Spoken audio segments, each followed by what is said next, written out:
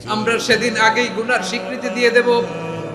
আমরা বলবো, আল্লাহ তুমি প্রশ্ন করার আগে তোমার একটা কথা বলি, আমারে কিছু জিজ্ঞেস করো না, আমি সব করেছি। এমন কোন পাপ নাই যে পাপ আমারে দিয়ে হয় নাই। তোমার রহমত দিয়ে তুমি জান্নাতে পাঠাবা, তোমার দয়ায় জান্নাতে যেতে চাই, আমল দিয়ে না। পারবেন বলতে?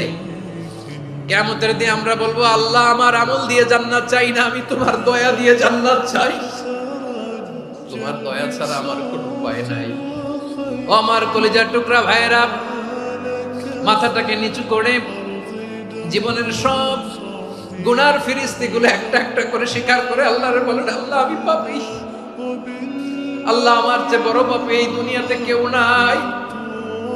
আকাশের নিচে জমিনের উপরে আমার চেয়ে বড় পাপী কেউ নাই। একটা একটা করে আমরা স্বীকার করি আমি পাপী, সব পাপের স্বীকৃতি দিলাম। আল্লাহ তাআলা যদি দয়া করে আমাদেরকে মাফ না করে, আমাদের বাঁচার কোনো উপায় নাই। আপনি কি ভেবেছেন আপনার নামাজ দিয়ে আপনি জান্নাতে যাবেন? আপনি তাহাজ্জুদ গুজার, সেজদা দিতে দিতে কপালে দাগ ফেলেছেন, এটা আপনারা জান্নাতে নেবে না। আপনি এলাকার সবচেয়ে বড় হাতেম তাই দানশীল, এই দানের ভরসায় বসে আছেন।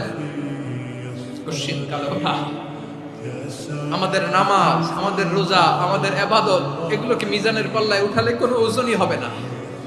তবে আমাদের একটা কৌশল জানা আছে, আমরা আল্লাহর রহমতের ভিখারি।